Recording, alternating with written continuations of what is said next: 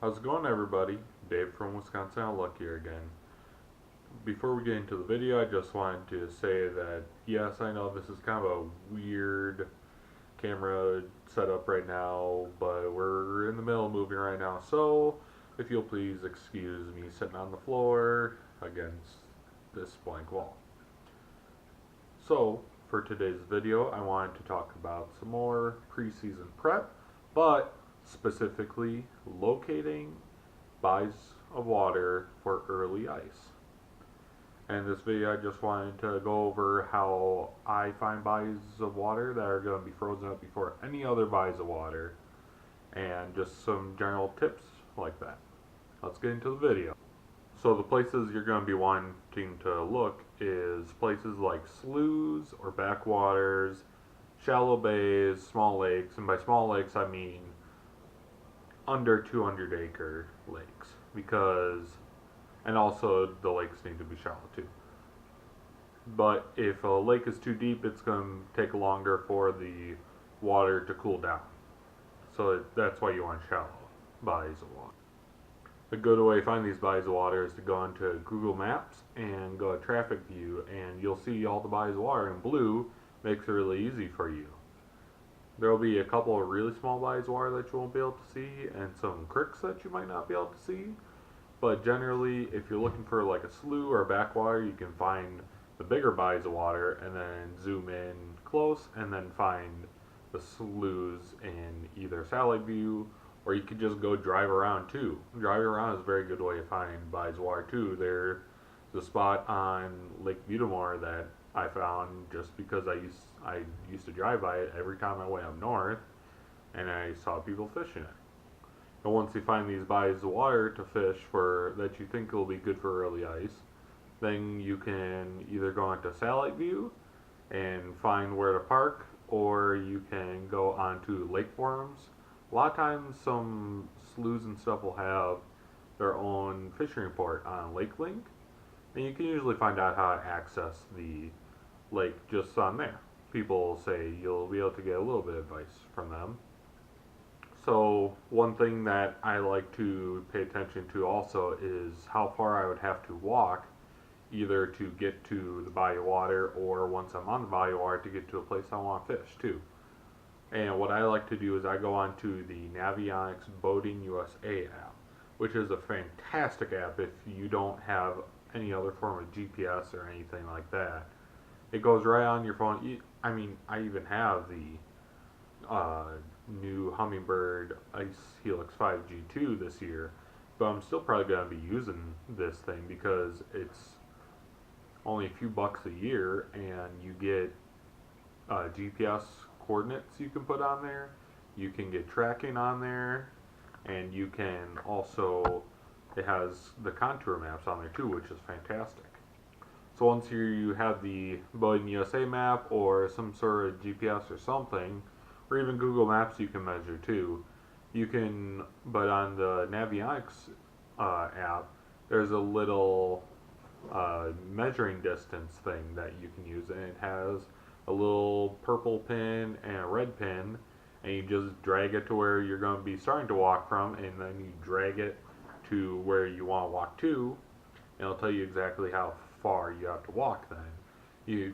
I usually try to stay within like zero point 0.4 nautical miles just to make it easy on myself. But sometimes you gotta trek a ways to get to those really remote spots.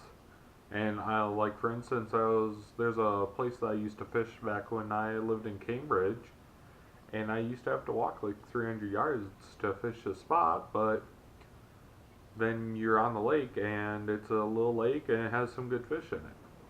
The next thing you want to pay attention to is what kind of species will be there.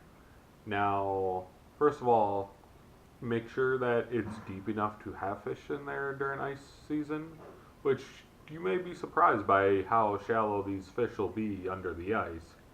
There's one spot that I fish on the Wolf River that it's only like 3 feet deep, and even when there's a foot and a half of ice, there's still big northern swimming under the ice. So you just kind of gotta try it sometimes. So make sure you pay attention what fish they have there. You can usually find this out on the Lake Link forums, or just whatever the main body of water that's connected to will have. But sometimes not every species of fish will be in the same area.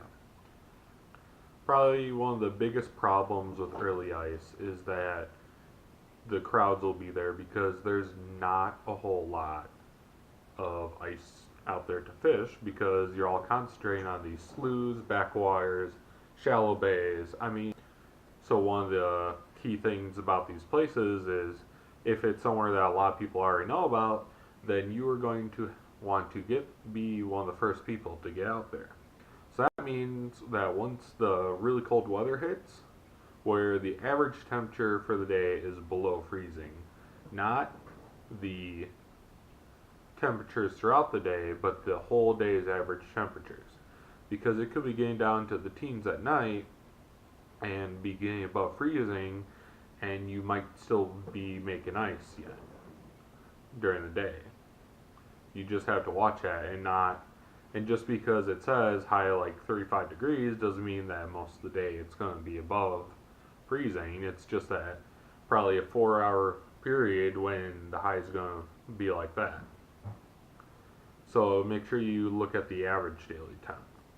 And once we get the cold weather, go out and check the ice with the spud bar. Please be very careful though, because it's thin ice. You're checking to see how thick the ice is. You know that it's probably thin. Just please be careful, guys.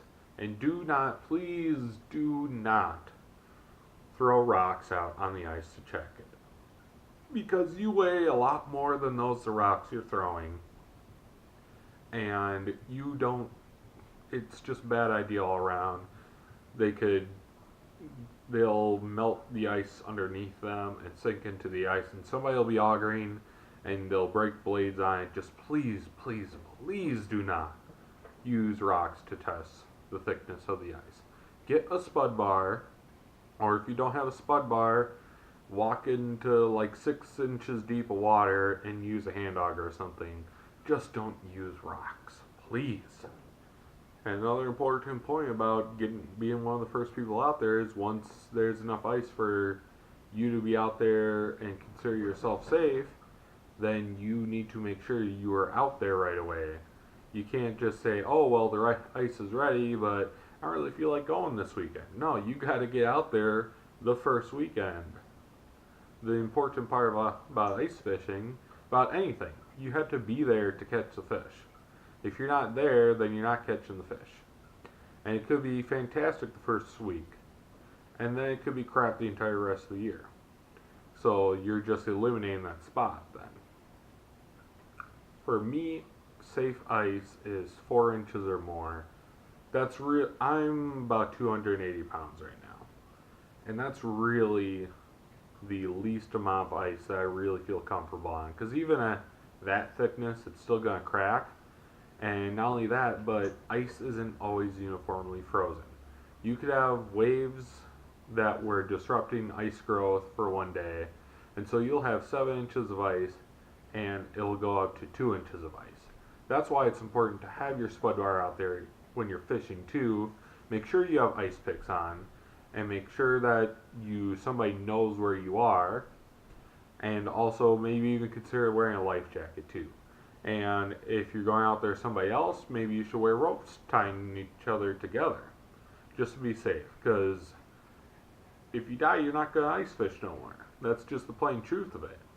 And there's a lot of people that are going to be really mad at you for dying because you wouldn't be safe. And probably just a general rule overall is be respectful of other anglers out there. Because you're probably not going to be the first person out there. And sometimes you don't want to be the first person out there because there are people that go out there when there's only 2 inches of ice. So be respectful of the other people that are already out there or people who come out later in the day. Make sure you don't drill too close to them. Even if they're catching fish, find your own fish. Because if you want to catch fish, you just should be able to find fish yourself too. And I know that some spots are really small, like there's a spot that I fish on the Fox River.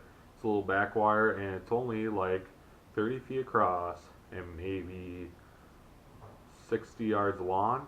Really small. and there's only a few people out there at a time, but you're like 15 feet away from each other even then. And I once had a gentleman that came out to me and said that I was in a spot, and rather than trying to argue with him that no, you don't own the water, I decided, you know what? It's not worth my time. It's not worth me losing fish that I could be catching to sit there and argue with somebody. I get that it's not their water, but you know what I did? I just said, alright, well, I'll have the spot. And so what I did was I moved a little bit over, and I ended up out fishing them by a lot. And so that's what I mean. It's just not worth your time. Because if I would have sat there and argued with him, then I wouldn't have caught all those fish. Thank you guys for watching Wisconsin Outlook today. I just want to let you know I'm still going to be trying to keep uploading at least weekly. Hopefully I'll be able to start uploading twice a week one of these days. And I just can't wait for ice fishing. I plan on trying to do a little bit of perch fishing on Little Lake Butamore soon if I can get out, but with the moving it's going to be really hard.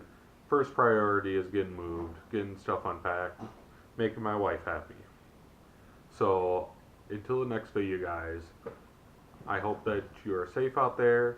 I hope that you're having fun fishing, and I just hope that you are enjoying the natural resources that you have around you. Thanks for watching.